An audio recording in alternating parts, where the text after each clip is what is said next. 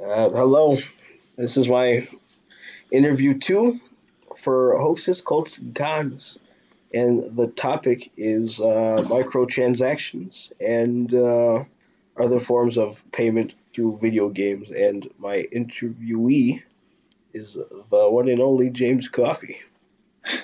Hello, All right, I'm so here. I guess we could start off by just for the first question. So, what are some of your favorite video games that you play? So I have a lot of games. Like I played many games over the years, but um, to keep it to games I'm playing right now, I'd say Call of Duty Modern Warfare, the first one, Mhm. um, Warframe, God of War. Those are like the main games I'm playing right now. But I'm focusing a lot more on school, so I'm having less time to do all that stuff. Yeah, it was easier to play video games back in the day because I remember we used to play games like Uncharted and GTA, Skate 3, all that. Yeah, those are good times. We played hours of those without having to worry about, you know, responsibility. Those were the um, simplest times. but you can always still find time to enjoy video games. That's what I like. That's what I like about them. Yeah, Just it's fire different them up. nowadays. It's like you have to actually find time to play video games, but back then you could play whenever you want because life was like it was less stressful because we were still kids. We weren't. Right, right. And like, no one expected us to go anywhere fast when we were what, 10, 11, 12. I You know know, it was all so simple. Adulting at its finest. it's very true. Very true. Yeah. I guess we could just dive into the next question. So, do these video games that you play have an option to purchase any type of cryptocurrency or microtransactions? It depends on the game. So, for God of War, for instance, that's a single player, non multiplayer experience. So Hmm. it's like there are no microtransactions needed for those sort of games. Yeah. And I've seen headlines on games that have tried to implement microtransactions into games that are offline and single player, and people have gotten pretty mad about it. Understandably, because it's just kind of invades the whole single player thing of just kind of being independent from, you know, having to worry about how others think you look online, and in terms of what cosmetics you have and what have you got, like what you've bought, what you haven't. Um, yeah, people get mad when you implement that into single player games. So that's why you don't find them often. Uh, Modern Warfare Remastered is a game that has been put out by Sledgehammer Games, I think, and they did put microtransactions into this version. There was not any microtransactions in the original version, Right. but they're not that invasive. You can choose to buy these loot boxes that give you a random chance to earn items of increasing rarity and overall Yeah. coolness. They basically use like the Um, same system in Call of Duty World War II. yeah, and I would mind it there if they had forced it on the players, very very viciously. Hmm. But I really don't see that here in this situation because they do give you the opportunity to earn those same loot boxes through just playing the game. And that's where I think loot boxes are, that's where they're acceptable if they're, you know, earnable still through playing the video game, then that's fine by me, honestly. Yeah, I Uh, remember like games like Destiny where I guess microtransaction wasn't necessarily like an option, but like you play all these raids for loot. It was all in game. No, like you didn't have to right. purchase it. It was a direct, like, it directly rewarded your gameplay and putting your time into the game with rewards in game instead of rewarding you with credits for you to buy some stuff that whatever it is you want, which I think gives you a less of a sense of gratitude, or not gratitude, but like satisfaction that you like. I don't know. It's just kind of, it feels good to get a really badass looking gun in a video game that you didn't have to pay any Pay more money for than the $60 price tag. exactly. Yeah, that feels good. um, and then the last game. Warframe, I think, does microtransactions the best. Really good game. Yeah, very good game. It's free to play, so they have even more of an excuse to do microtransactions. There's a big debate going on right now as to whether $60 games should be able to implement microtransactions as opposed to just having a free to play model that includes microtransactions that are optional. Exactly. And the ethics of that. And I'd take the side that, I think free to play games are a lot more viable for that sort of economy. Not as much in terms of $60 games or, any collector's edition that you buy for more money. It really shouldn't mean that you're placed above any other player on the get-go in the game. Yeah, I noticed that a lot of people view it as cheating in a sense. Yeah, some people do.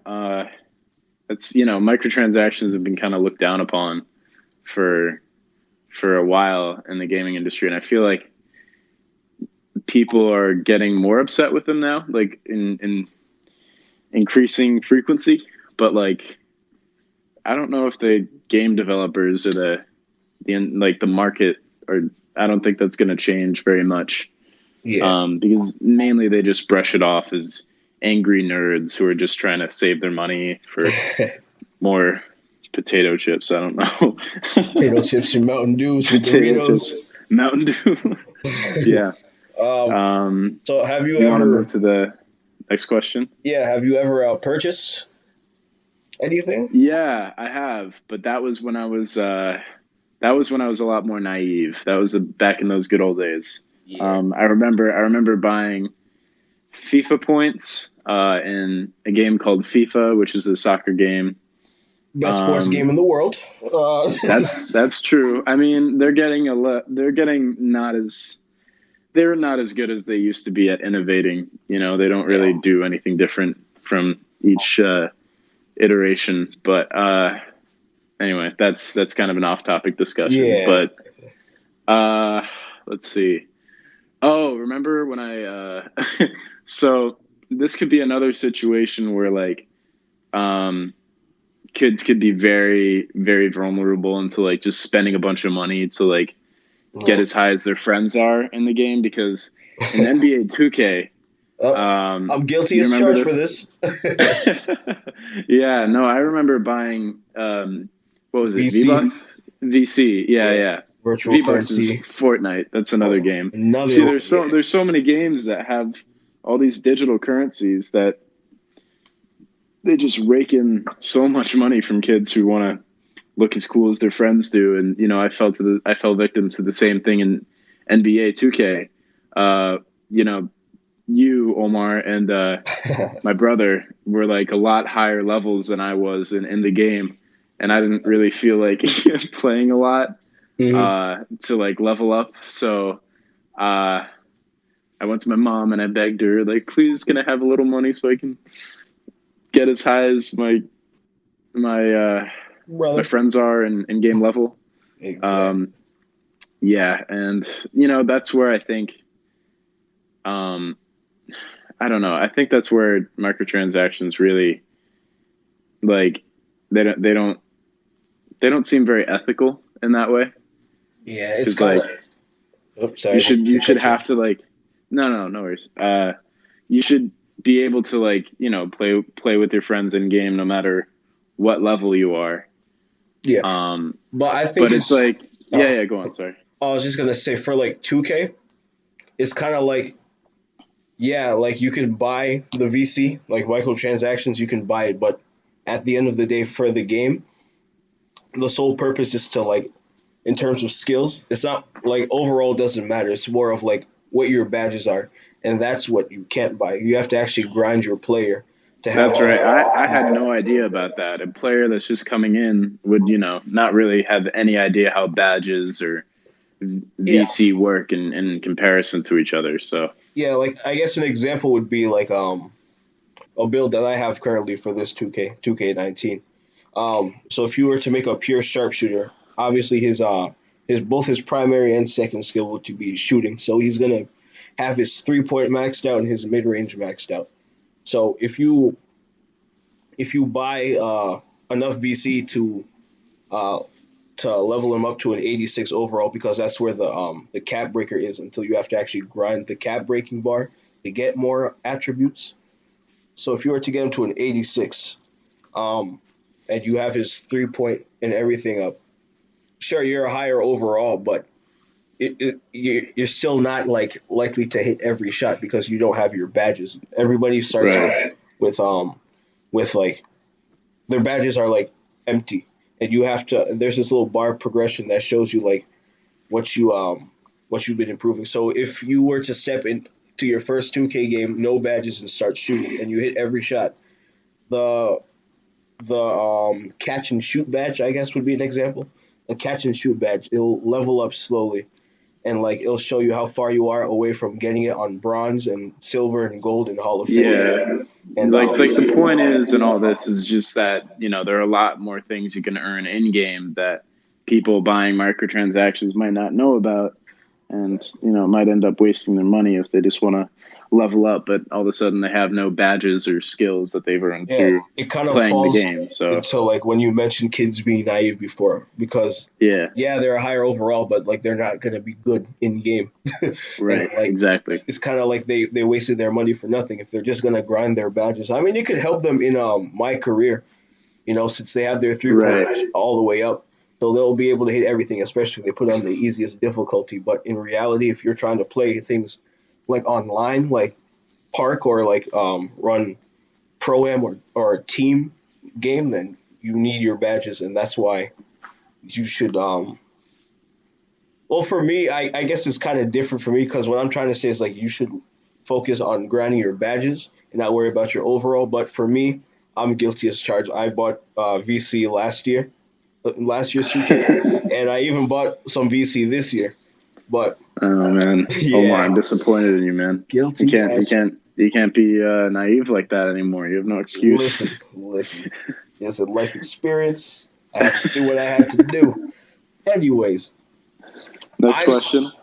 yeah, Are we like doing I, that? I I Okay. bought it and I'm guilty as charged. But yeah, yeah. All right. So what are your overall thoughts on microtransactions? I mean, I think they can be put in a game in a balanced way, but the way developers and publishers are pushing developers to include microtransactions in the game, however they justify it, it does definitely target sort of not more naive minds, and that it like promises a lot. It says like, oh, you can get Ronaldo if you buy this uh, like this amount of money for this kind of pack in this FIFA Ultimate Team game. It's just like I don't know. It's just kind of bringing them into gambling a lot easier now. It is basically gambling. If you think about what loot boxes are, it's a random chance to get What one you of want? any, an item of any rarity.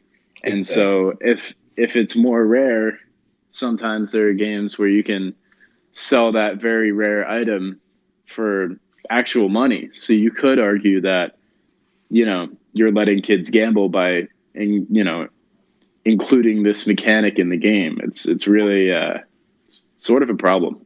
Yeah, like um, this. We yeah, didn't really have to deal with this growing up because we didn't microtransactions play PC. exactly, and There's microtransactions weren't that popular amongst like Uncharted. I mean, well, yeah, Uncharted did have microtransactions They actually, but came in like very, very late though, and yeah, they weren't as invasive. Honestly, they were pretty chill. and it They was were, and just they were there was oh like quality stuff too. It was like detailed skins, and like there weren't increasing rarity of things. It was just yeah, quality across the board, which was that's a good way to do microtransactions in my exactly. opinion. And like unlike Fortnite where you actually have to like purchase to get like certain skins in Right. Uncharted, like you could actually like unlock those skins in game like as you leveled up, you did certain challenges, and like Right.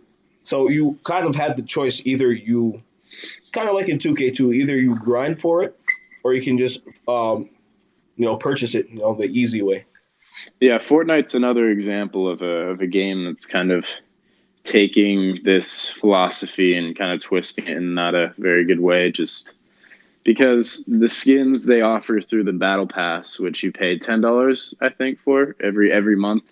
Every new season. So I think it's like every 2-3 months. Right. They aren't earnable through, any sort of challenges or gameplay mechanics. Exactly. So, I mean, I really don't think that's as ethical, honestly, especially for a game that's targeted towards a younger audience. Mm-hmm. It's just kind of stingy in my opinion. Yeah, it's like, I don't know, like compared to a couple years ago, like I'll probably say a decade, because it's 2019 and we were 2009 playing all these games like Skate 3, like Super Smash Bros. That was 10 years ago. Damn, we're old. I know we are old, but it's just like when we were growing up, we didn't have to worry about this shit, and it's all exactly. like centered around money and more money, and these kids. You know why? I think it's because these publishers are increasingly, adding pressure on these developers to, earn as much money as as Fortnite does. They, like, every publisher wants to have the next Fortnite. That's the problem. It's like this constant need to improve on sales from last quarter. It's like that's all these publishers are thinking about. Yeah. And so that's okay. That's the only, that's the main thing motivating them to pressure the developers, for them to make more money for them. But what were you going to say? I was also saying that their main target, like, seems to be children. Like, they know that children will purchase all these skins and all these weapons and all that, because I'm not saying that like a teenager or like an adult wouldn't purchase these skins, but it's more likely for a naive child to be drawn into the fact that, if I spend $5, I can get this really cool skin. If I spend 20, I can get like 15 of them. I can get a whole pack. Right. They're not thinking about how all those purchases add up. That's why they're called, they're small transactions. They're microtransactions, and they add up and stack on top of each other to become this huge $200 and something bill on that the parents receive and freak out about. Inevitably. Yeah, I've seen my fair share of that. Yeah, we both have, for sure. But it wasn't as big of a problem back when we were playing video games a lot more, because that's just not what developers back then. The culture was very different. I think among developers, it was about doing something different, or like going for something, shooting. It was really sort of a shooting for the moon mentality. Yeah. But now with, the rise of microtransactions and the same game mode, which you've heard, if you've heard of Battle Royale, that's being copied across multiple platforms and multiple games that have never had anything like that in their game before. It's just people copying. Yeah, me too. It's like, it's just become a culture of trying to copy, trying to be the next Fortnite, trying to copy the last guy who was super successful, instead of innovating on an idea that maybe was loosely based off of one of these big publishers and what they've done. Make like if these developers made, a different kind of online experience, maybe that would take off and inspire a new trend that even more developers are inevitably going to follow. The sad part about it is that like all of these games are still successful. Like Apex Legends, Realm Royale. You got Fortnite, H1Z1, like, and they all contain microtransactions, and it's literally the same thing, just either upgrade or downgrade in graphics, slightly in gameplay too. Like, but it's all with Apex Legends. I think with Apex Legends, though, they've combined an engine, which is the base of a game that allows developers to use tool sets and stuff like that. It really dictates the style of a game. So, for example, Call of Duty uses a different engine than FIFA does. Yeah. the engine that was used for Apex Legends translates really well into a fast-paced battle royale type genre. Mm-hmm. And I think they did add an interesting spin where you can respawn your teammates and you're only a team of 3, and the marker system was definitely a huge improvement over communication systems from other games. So I think a fair amount of innovation definitely, compensates for the lack of creativity in the sense that they're just doing another battle royale game. But I really do think, even though Apex Legends has succeeded and I think it's a good game, I think Really good developers should strive to innovate a bit more, try and do something a lot different. A little more instead of just originality. digging up some old gems from the past or something. Correct. So that's my thoughts. Yeah, Those are my thoughts. Our final question here: do you believe that microtransactions create a mob mentality? I think among the very hardcore fan base of a game, I think they can, for sure. I'd say it's more likely to appear in, like we said, time and time again, younger children.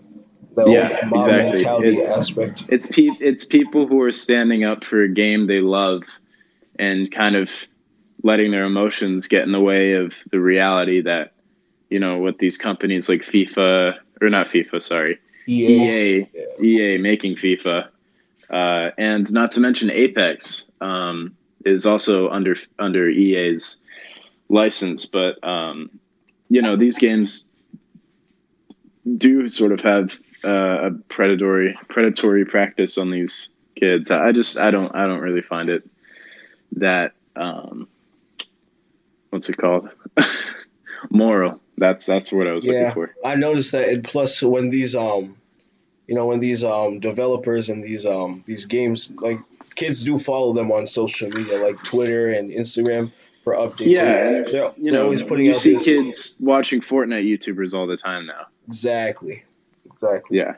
That also adds on, and you see that like, for example, Fortnite's Instagram page, they post videos of like updates, if skins are upcoming, and knowing that the children would want to purchase those.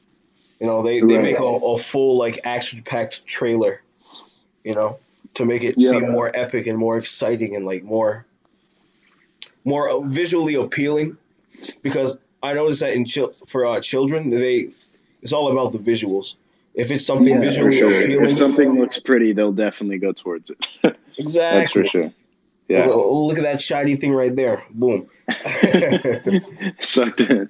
Yeah, I mean, I think it's like a huge deal among streamers too, because these same kids watch their favorite video game personalities online. Mm-hmm. They watch them play these games, and sometimes they're paid millions of dollars. For example, Ninja was paid about $1 million to play Apex Legends by EA. That caused a pretty big fuss in the whole community, and I think that could be a real issue if kids end up not knowing, like, what is an advertisement, what isn't an advertisement, what is trying to lead them into a certain direction of playing this game and eventually buying microtransactions. Yeah, and it's kind of like Ninja. He's kind of like the well, I don't mean to compare him to this person. Like, I'm not saying that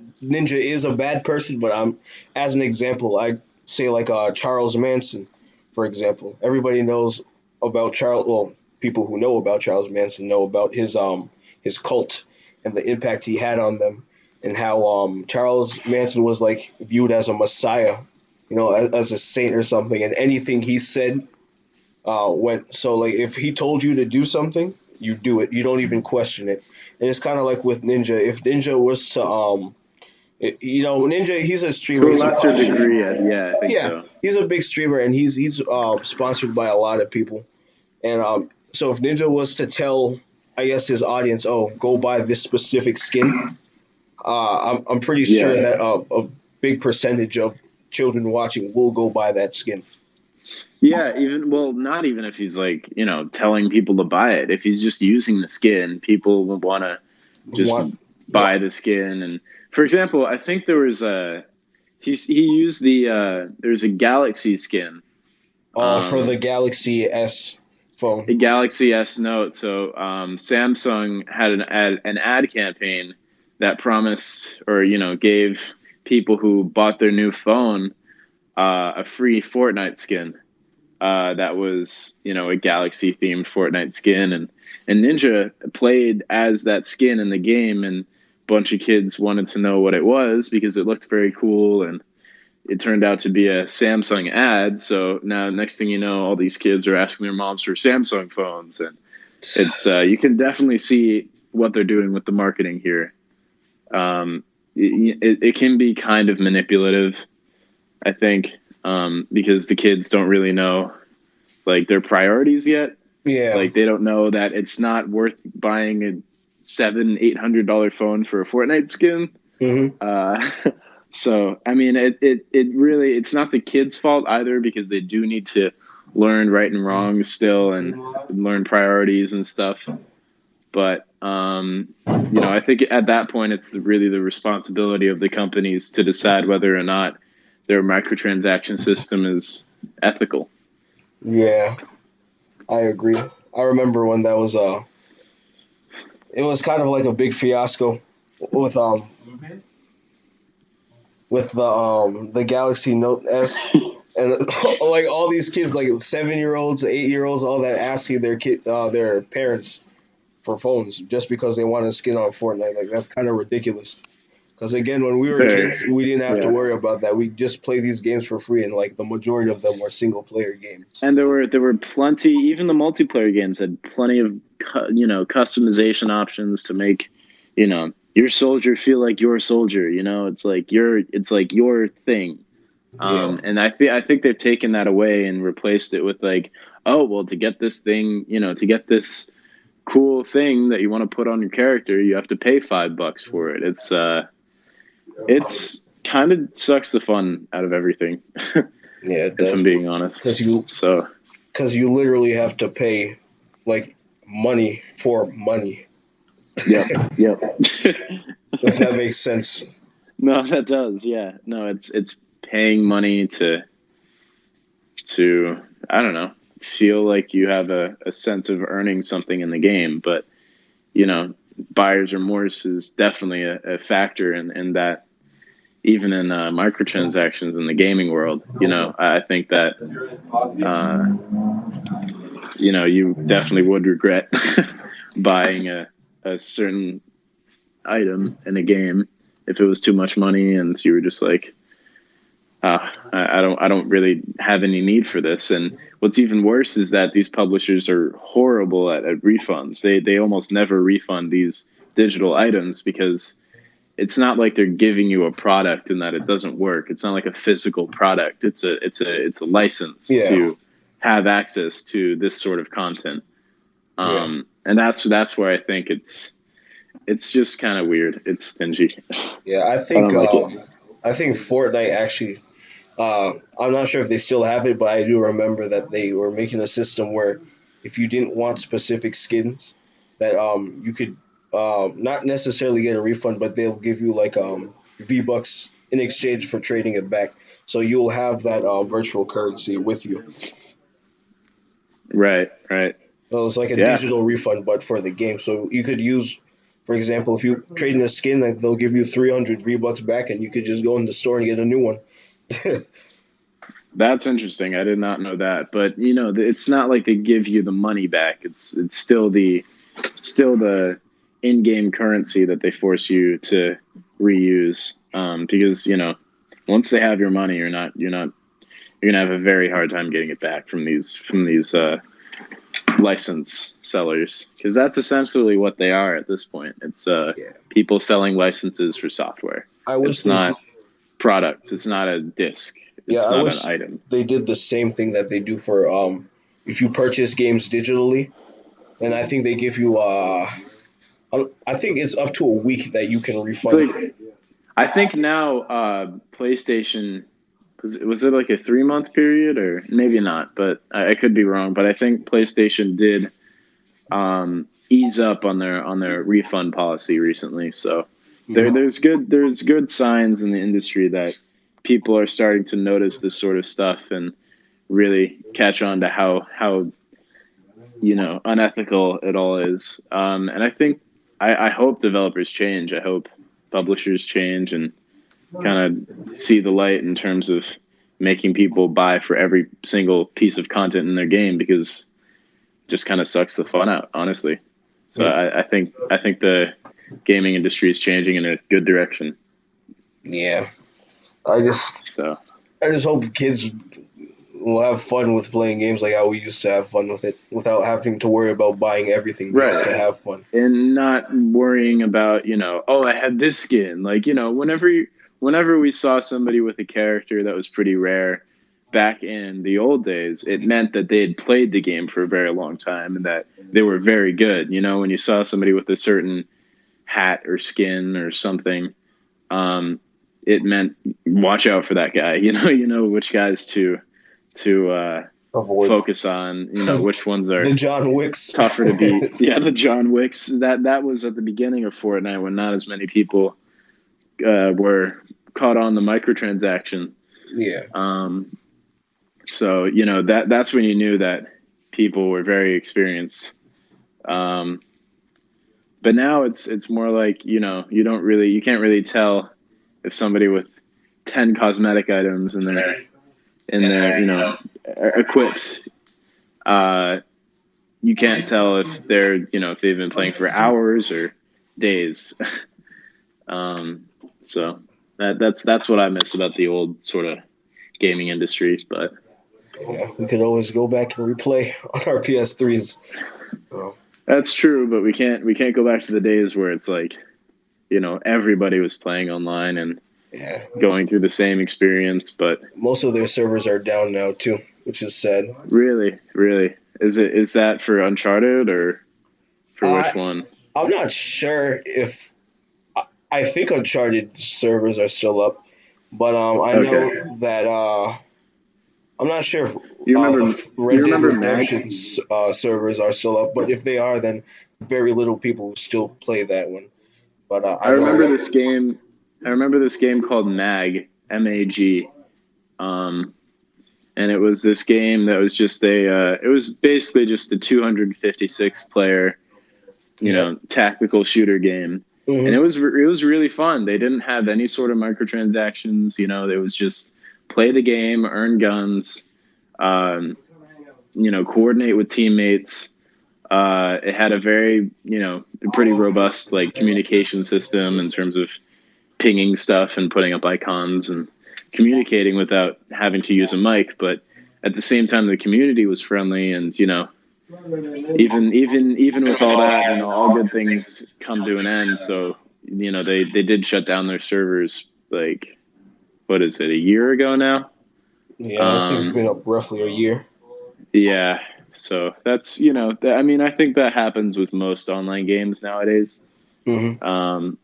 They'll eventually, their developers won't, be able to won't think it's worth maintaining the servers anymore with the amount of players that are on it, or just can't afford it anymore, and they just shut down the servers. And it's sad when that happens. But at the same time, there's still games that you can go back to and kind of play in single player, and many games in multiplayer that are from 10 years ago are still active, as Omar said. So you can still go back and play and have those experiences, but it's a lot more widespread now in the new games. Yeah, it's just funny that I'm hearing Fortnite in the background because my roommate's actually playing Fortnite as we're talking about Fortnite. See, there you go. Yeah. See, that's how popular this whole thing is. It's so ingrained in pop culture now. It's like, if you're not playing Fortnite, then you're trash at video games. That's how basically Call of Duty or Fortnite. Call of Duty or Fortnite. You have to be good at one of those to be considered a real gamer. And yeah. Well, So yeah, that's my opinion on microtransactions. Yeah. Well, thank you Yeah. for letting me interview you. It's been one hell of Nope. 35 minutes. 38 minutes, I think. Was it 35? I believe Or is it's it? somewhere in that It range, says close it to says 40. 38 on the call, but anyway, thanks for having me. Appreciate it. And thank you for answering my questions. No problem. All right.